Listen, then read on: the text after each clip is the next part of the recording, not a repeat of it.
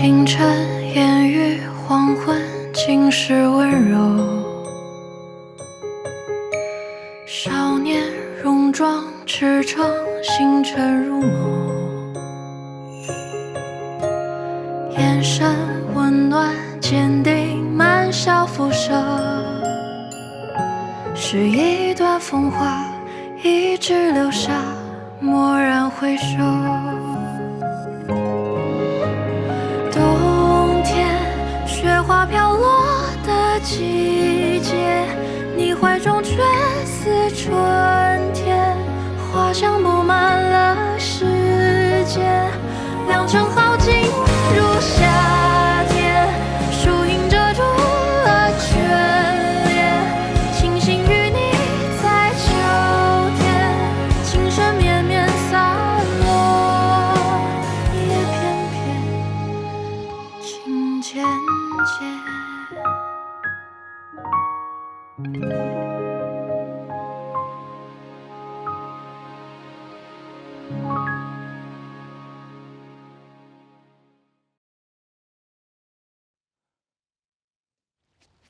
事成之后，如果他不愿意回上海，你要帮我好好劝劝他。总之，他不能留在这儿。他还让我劝你呢，你们两兄妹闹别扭，让我一个外人在这左右为难。你怎么能是外人呢？你可是我未来的老婆，未婚妻，怎么能是外人呢？你不会想要反悔吧？那我要盖个戳，宣示一下所有权了。你别闹，这里这么多人被看见了不好。就是让他们看的。哎，你挠我！哎，你别动，别跑！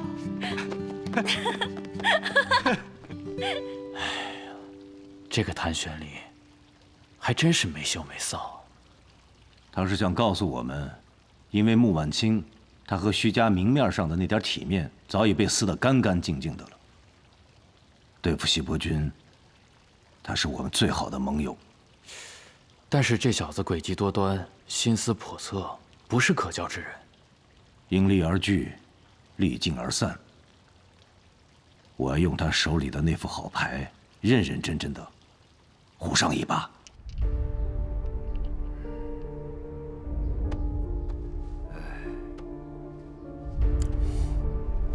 你说，谭玄林带着裴勋去了东郊民巷的使馆区？是。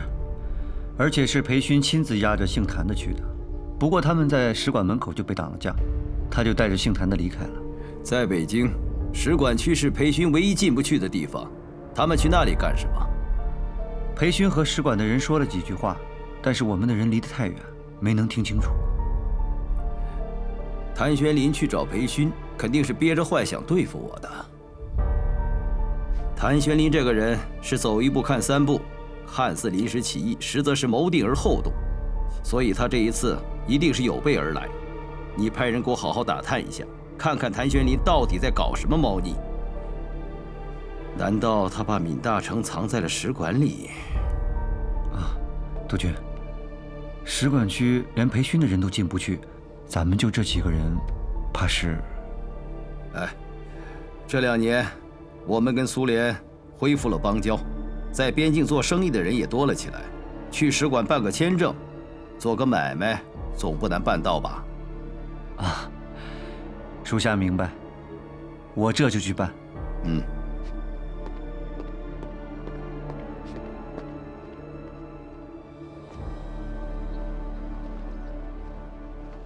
你看看这本诉状，这个案子，你们审判厅能审不能审？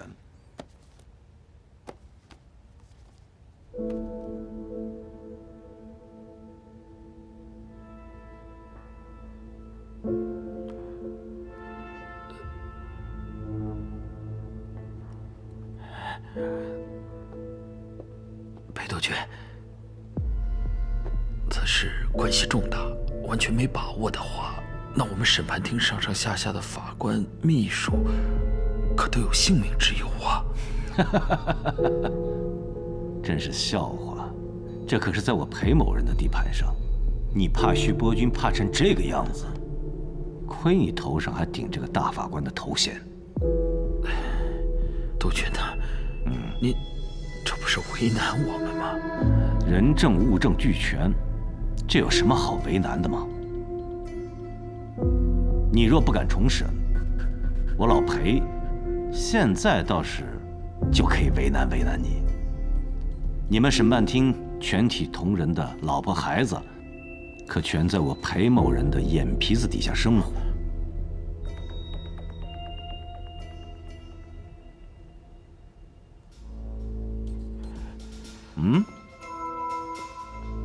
刘大法官，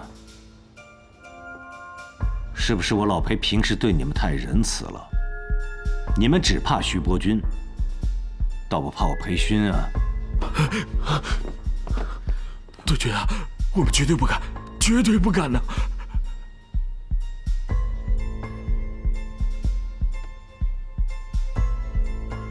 那就乖乖的重审此案，我保你们一家老小平安无虞。好，一切听督军的，开庭重审，开庭重审。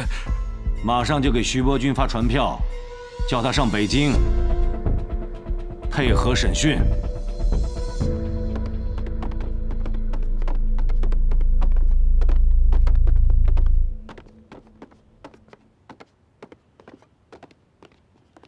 怎么事情办得顺利，你还不高兴啊？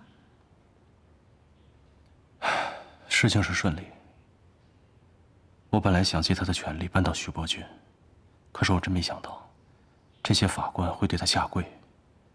我更没想到，这国之公器居然被他玩弄于股掌之中。是啊，这个裴勋未必比徐伯钧好到哪儿去，一丘之貉罢了。但这也不是一朝一夕能改变的事情，慢慢来，别着急，好吗？对，打赢这场仗再说。走吧。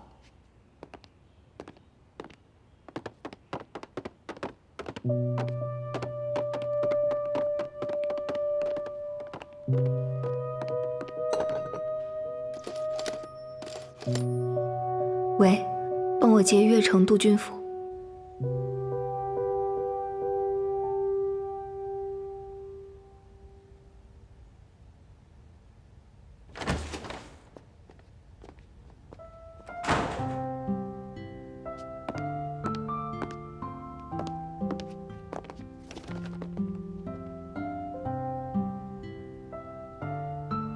你又来干嘛？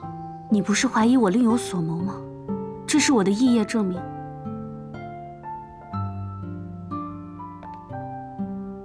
我这次来就没打算回去。如果只是为了跟我哥打官司，我犯得着搭上自己的学业吗？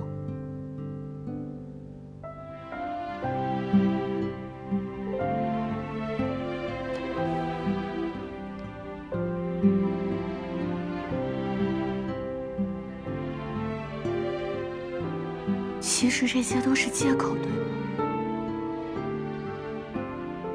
我能感觉到，你也是喜欢我的。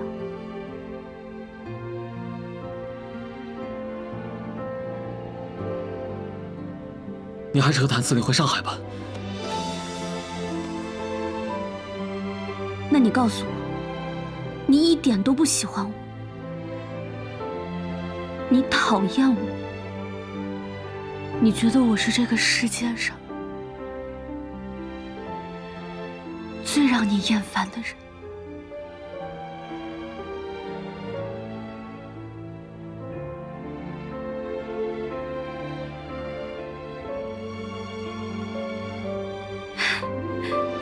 你犹豫了，说明你并不讨厌我。你别胡闹了，你跟我在一起不会幸福的。我觉得跟你在一起就是幸福。你不懂，这督军府就是个笼子，我在这里尚且有吃难展，你留下来，无非就是陪我坐牢罢了。谁说你有吃难展的？如果你不是督军府的少帅，你怎么可能救下那些学生？那是你不知道后来发生了什么。我知道啊，你父亲抓了那些学生。自从遇见你之后，我就到处打探你的消息，所以北京的报纸我都看过了。我知道发生了什么事儿。你既然已经知道，就应该明白，那个救学生于危难的人是我，那个被傅帅欺骗，让学生自投罗网的蠢蛋也是我。现在这样，你还想和我在一起吗？你不是蠢货，这件事换了谁都没有你做得好。如果不是你阻止了学生和军警的冲突，如果不是你救下那些学生，那游行当日死亡的学生就不计其数了。所以在我心里，你就是英雄。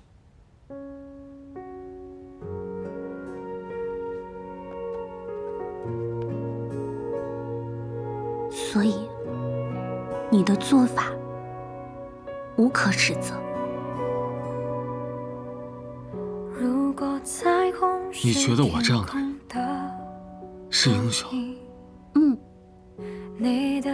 你是裴督军的儿子，你明明可以借着父亲的势力加官进爵，或者像苏少帅那样整天逍遥度日，但你却选了最难的一条路。你尽自己的能力帮助那些学生，只因为你觉得他们是对的，即使他们与你毫无关系。你告诉我，如果你这样的都不算英雄，那什么样的才算英雄？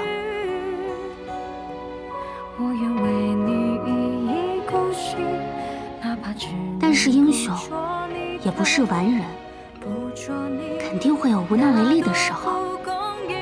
那如果英雄只能是那些什么都不怕、什么都能做的人来当，那这个世界上就没有英雄了。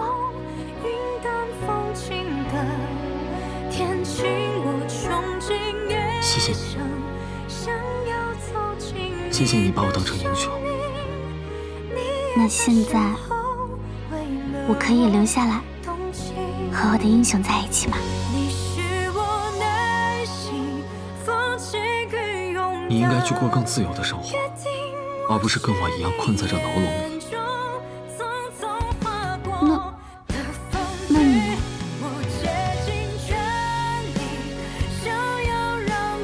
我是裴家的儿子，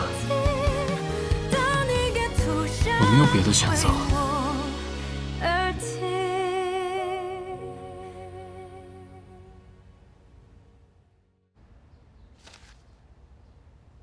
督军，我们在高等审判庭安插的眼线传来的消息，说穆婉清在诉状中写明了，他们不仅有人证，还有物证。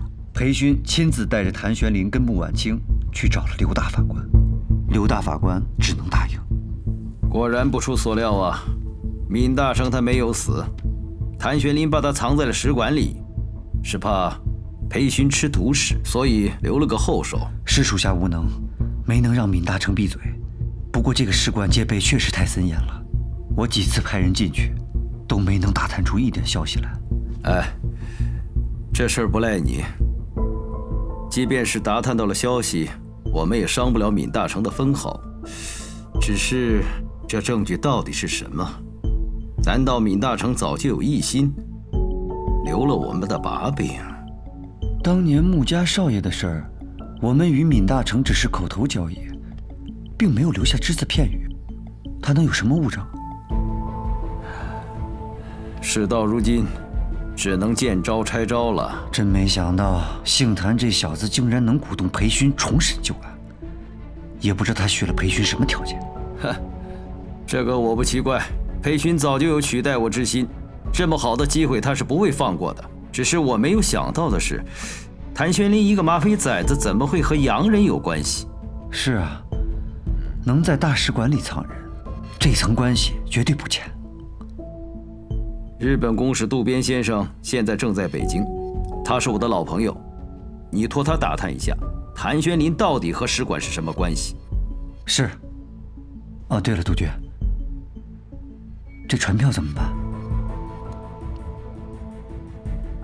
你现在就给高等审判庭发电报，就说我陈科难起，身体不适不便出去，由你代为出庭。我？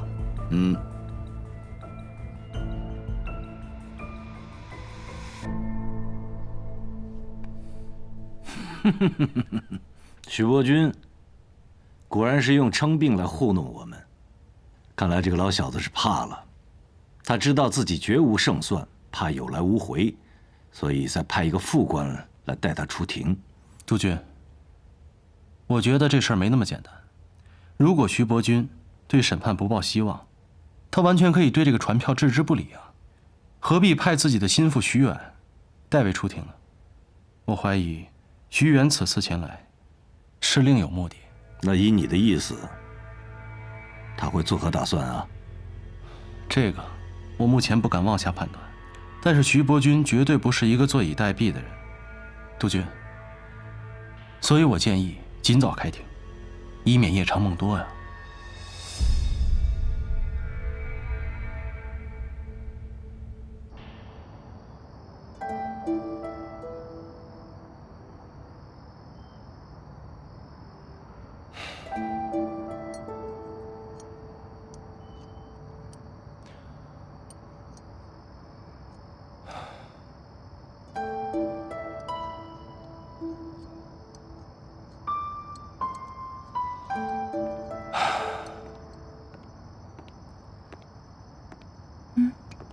谢谢。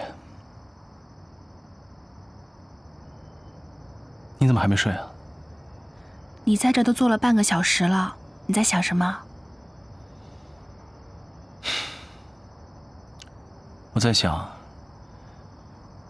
这徐伯钧派徐远代为出庭，我总觉得哪里不太对。高等审判厅既然决定重审，他如果拒绝出庭，岂不是不打自招？他自己不来，派个副官来，就算输了官司，也没有性命之忧啊。对，你说的对。但是问题就在于，他为什么要派徐远来？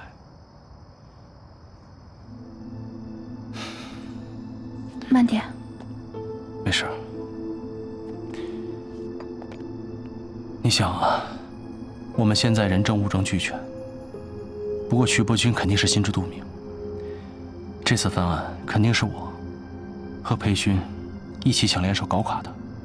如果他什么都不做，那肯定是输定了。如果他以生病为由，拖延开庭的时间，那就能为自己争取到挽回局面的时间。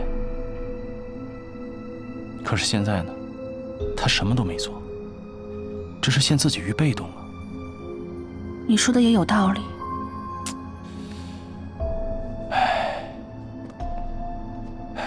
其实，我早就做好了徐伯钧拒不出庭的准备。这徐家的眼线一路跟着我们。我带裴勋去大使馆找闵大成的时候，我还故意给他们留了破绽。我原本以为，这徐伯钧会先设法杀掉闵大成，只要他在使馆区动手，我就能立马抓他个现行。即便徐伯钧拒不出庭，我们也能立刻开庭审理他谋杀证人一案。顺便连带出10年前的旧案，但是我真的没想到，他这么爽快的就派自己的亲信徐远出庭，没道理。除非他派徐远来，就是为了挽回局面。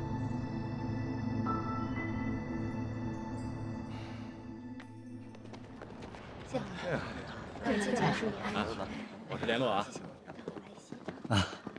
哎呀，左参谋，好久不见啊！徐远兄一路辛苦了。我们裴督军在6国饭店安排好了房间，咱们先回去休息。嗨，辛苦左参谋了。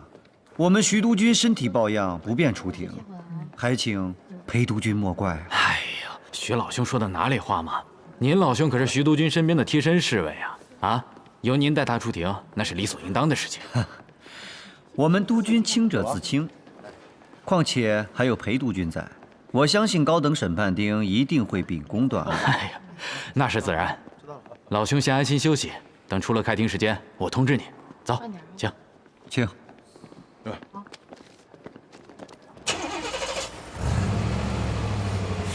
开车。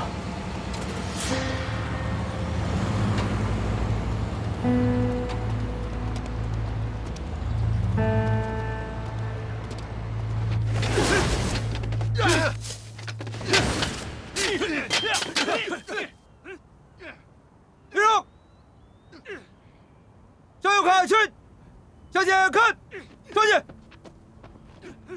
立正！抓紧！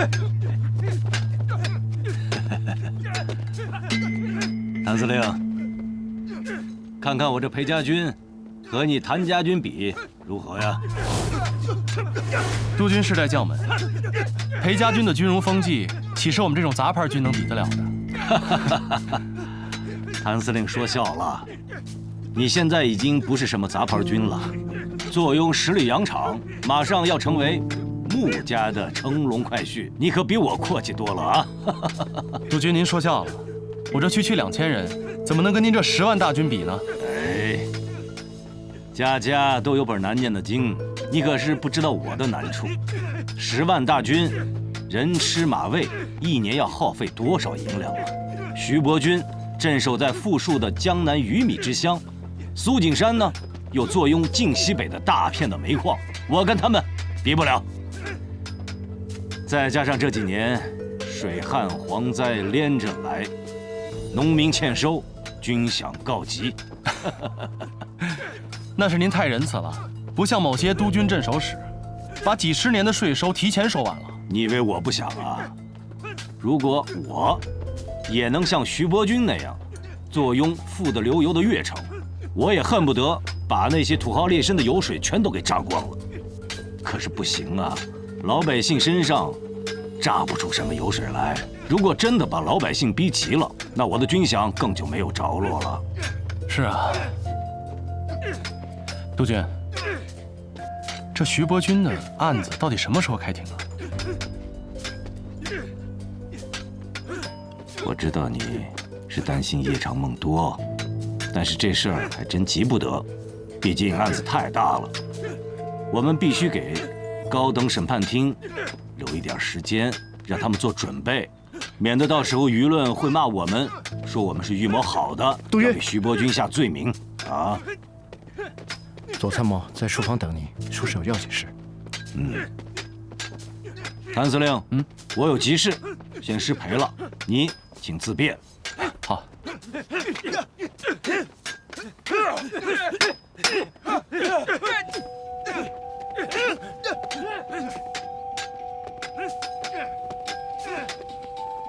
徐远到了，左参谋去接的站，还亲自把他们送到了6国饭店。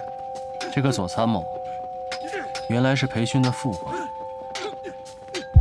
应该是和徐元老相识了。我觉得马上就要对簿公堂了，怎么裴勋对徐远还这么客气？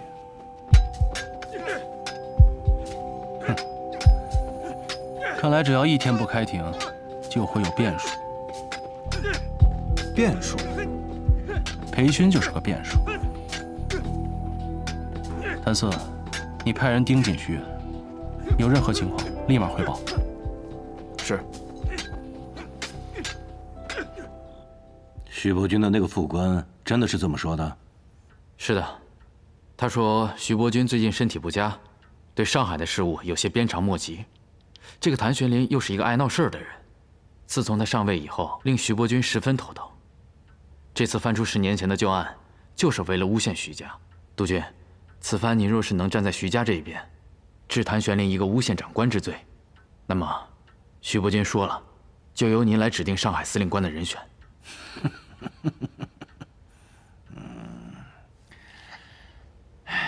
区区的一个上海司令，啊，就这么轻易的把老子给打发了？那您看要不要咱们跟他再谈谈条件？扳倒徐伯军和扳倒谭玄龄，哪个对我们更有利？自然是扳倒徐伯军呐。不，更有利的是，既扳倒了徐伯军，又能从谭玄龄那儿要到好处。您的意思是让这个谭玄林出血？下午我已经暗示过他了。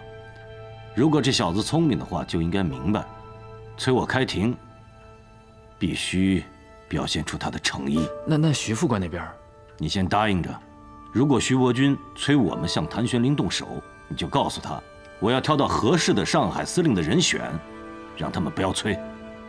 属下明白。去，把裴勇给我找来。是。少帅，这是您要的书。我知道我今天来晚了，但是今天白天实在是不得空。你今天去哪儿了？怎么一天都没看见你的人影？哎呀，别提了，这徐督军啊，出庭的代表来了，左参谋呢又要接站，又要把人给安排好，而且呢还要里里外外给督军传话，实在是走不开，所以啊，就让我给顶了个差。徐伯钧的人不是等着来开庭的吗？副帅有什么话要跟他们说？嗨，也没什么话，就是出庭前的一些小话罢了。嗯，行了，没什么事了，你去忙你的吧。得嘞。哎，对了，你让谭小姐来下我这里，有几本书是她要的。明白。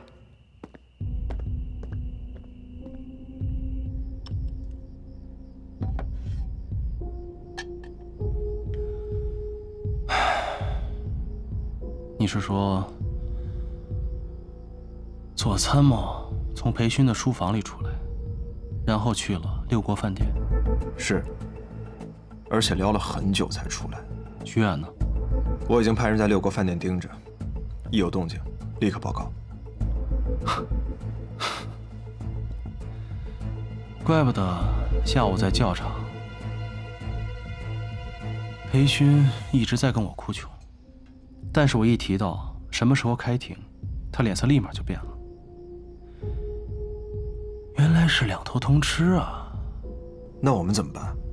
这儿可是裴勋的地盘，他要是耍诈，我们可是一点辙都没有。嗯，简单，逼他一下，骑虎难下。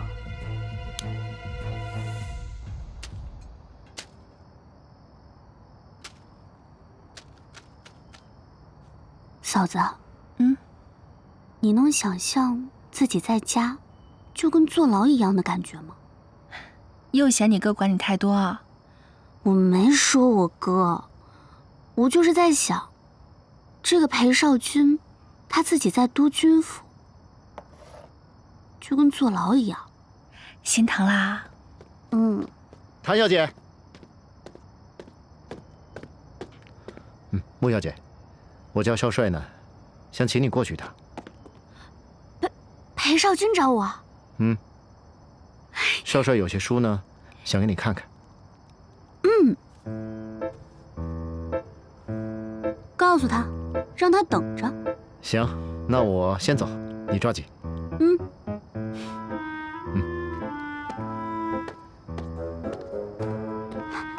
嫂子，这主要是我也没说要找他看书啊。哦，我知道了，他一定是被我打动了。这俗话说得好，一日不见如隔三秋。哎，嫂子，你说这个裴少君，他是不是就在找借口？其实他就是想见我而已。但是我觉得这倒不像是裴公子会做的事情啊。要不我陪你一起去吧，你一个女孩子家这么晚去也不好。真的啊？你真是我亲嫂子。你呀。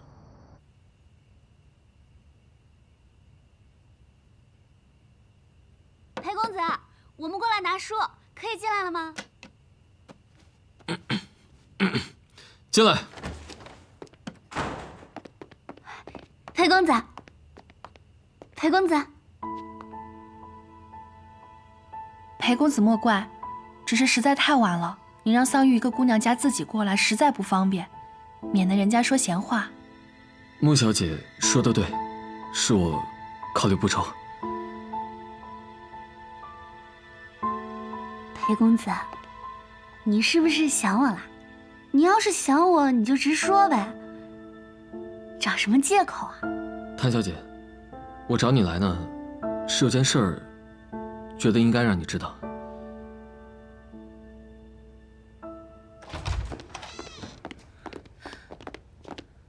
这么晚了，你们干嘛去啊？谭四，你在这守着。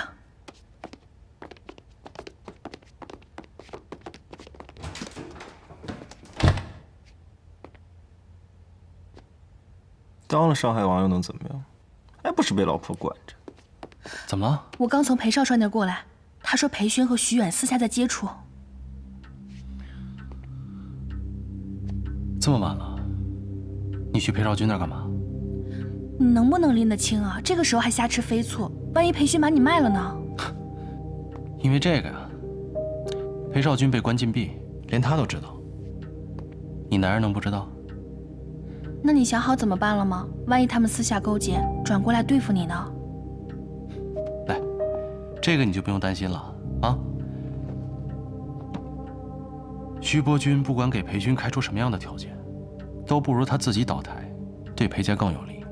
裴勋之所以跟他暗中接触，不过是为了给我施加压力，逼我让出更大的利益出来。你就这么有自信？你想啊，裴少君现在连门都出不去，如果裴勋不想让他知道，他哪来的消息？还有，徐伯君和裴勋一起去参加穆家的舞会，不就是为了筹军饷吗？也是啊，那你打算怎么做？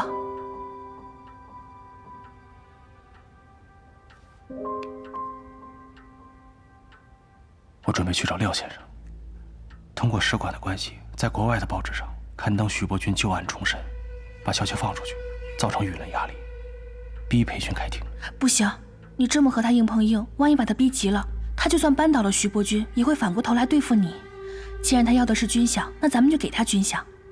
他就算看在钱的面子上，也一定能放咱们回上海。婉清，这不是小数目。不怕，我付得起。你付？哎，你忘了你在百乐门说过，从今以后你就是我的人，我来养你啊。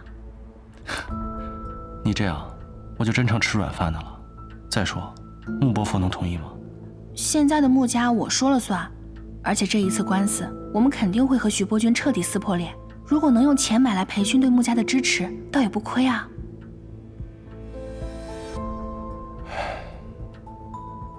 行，那我明天去探探裴勋的口风。不用你去，我去就好。你去？以裴督军大男人的性子，要是你去啊，他肯定锱铢必较。但是我就不一样，我一个姑娘家，他和一个小姑娘斤斤计较，面子上也过不去啊。而且看他对你妹妹的态度，他对待女孩子容易心软。不行，锱铢必较就是锱铢必较，我不同意。怎么就只许你和阔太太打牌跳舞，走走夫人路线，就不允许我搞搞夫人外交啊？我开玩笑的，我不想你去。你现在还不是我穆家的女婿，要是你去，岂不是慷他人之慨？而且我穆婉清现在是穆家的当家人，我总不能像个小媳妇一样，一遇到事就躲到男人身后，那也显得我太没能耐了。但好啦，我肯定会有分寸的。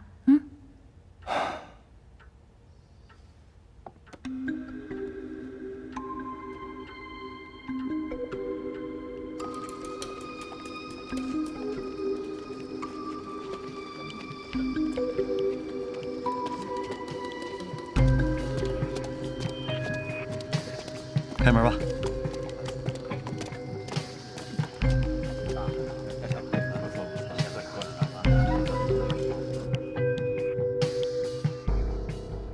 徐远去了悦城会馆，是，而且他还换了便装，戴了顶帽子，一路上十分的警觉。我们的人跟得很远，才没有被发现。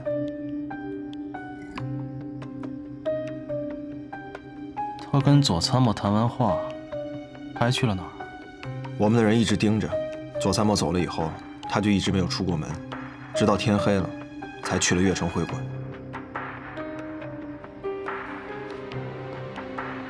他不去给徐伯君发电报，去悦城会馆做什么？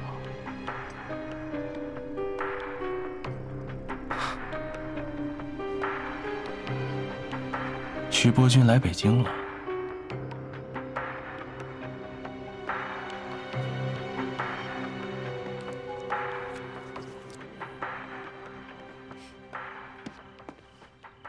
你来的时候没人看到你吧？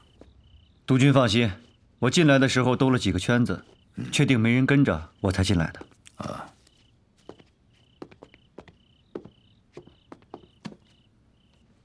裴勋那边怎么说？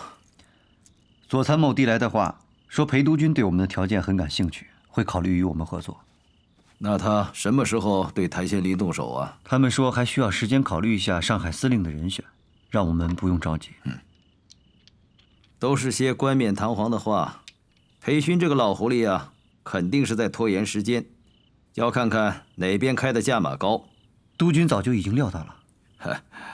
我不过是探探裴勋的虚实。他要是真心答应我，肯定是狮子大开口。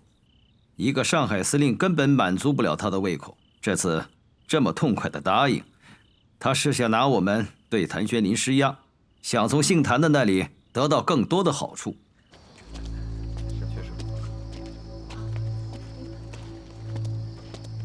站住！干什么的？哎呀，我给客人送壶热水。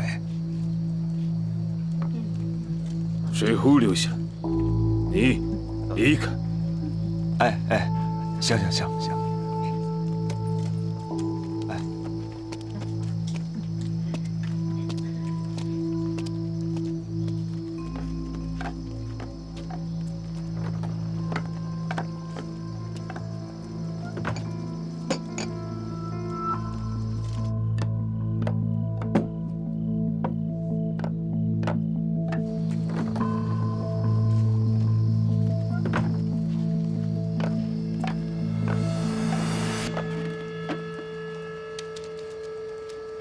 督军，那接下来我们该怎么办？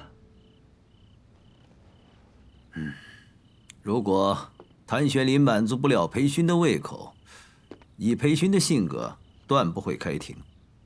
我们还有拉拢他的机会。如果谭玄林和裴勋谈妥了，那我们就要务必干掉闵大成。没有了人证，他就做不成铁案，我们还有挽回的余地。可是，这使馆戒备森严。之前我们派人打探闵大成的消息，也是一无所获。想要干掉闵大成，怕不是那么容易啊。渡边那边有什么消息吗？还有啊，谭玄林到底和使馆是什么关系啊？渡边先生那边说，苏俄公使跟谭玄林并不认识，他们只是最近来了个朋友，好像是从广州来的。广州来的？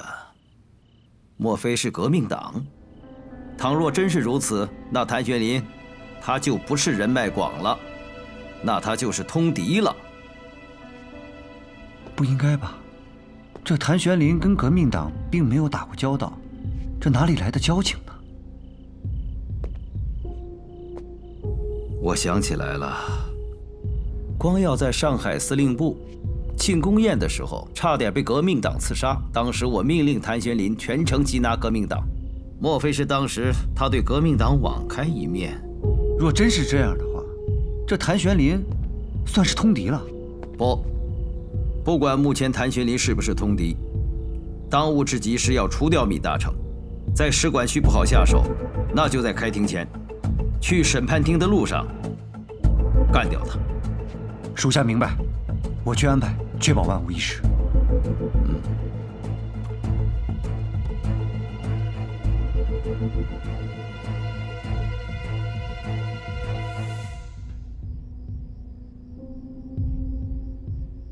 这是督军府的特供烟，徐光耀抽的就是这种。果然，徐伯钧来北京了，就住在悦城会馆。司令，那我们要不要先下手为强？先不要打草惊蛇，他跑不了。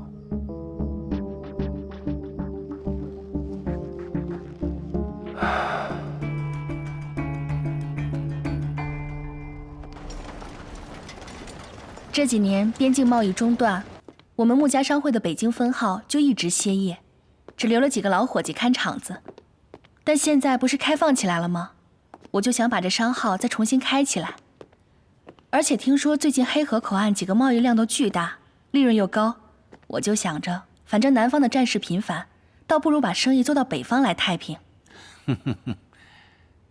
我还真不知道你们幕府在北京有这么大的产业。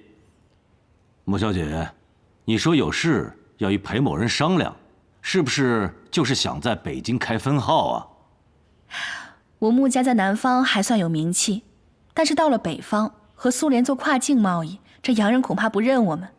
但是督军就不一样了，您的威名他们自然是知道的，所以我就斗胆请督军做我北京分号的股东。你这个小姑娘，这是要扯大旗做虎皮呀！啊，你倒是跟我讲一讲，我裴某人凭什么给你撑场面？这您1分钱不用出，活我全干。这北京分号的利润，我只拿走20%做人力成本，剩下的呀都归督军您。可这你倒是图什么呀？我只图督军能帮我哥哥沉冤昭雪，还我穆家一个公道。明白。不过，你又何必兜这么大一个圈子？要是我穆家直接出钱，别人肯定以为我是贿赂您，那我穆家一介生意人受人诟病倒没什么。要是督军的名声被破坏了，我实在是过意不去。但如果督军能入股商会，那拿红利是天经地义的事情，那别人啊也不好嚼舌根。穆小姐，你倒是考虑的比较周全啊。哎呀，谭司令身边的女人果然是一个赛一个的机灵啊。那我就当督军答应了。别忙，穆小姐，我看你们在北京商号也没几个伙计，人力成本我给你留1%如何呀？没问题，全凭督军安排。穆小姐，冰雪聪明，又仁义厚道。好，那我裴某人就却之不恭了。能和督军合作，是我穆家的荣幸。泪化成雨满天，回到相遇的起点，一眼就见到你那张迷人侧脸。一望无际，天空海阔，我许下承诺，让红尘与我们一起陨落。若忘记你轮廓，如何拼凑，让几个空将我俘获，拥抱着起落，余晖中扑火。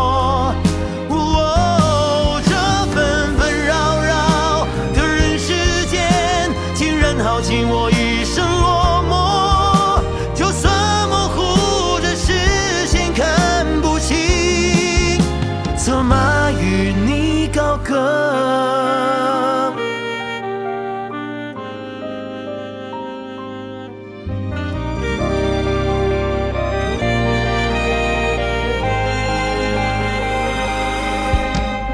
泪化成雨满天，回到相遇的起点，一眼就见到你那张迷人侧脸。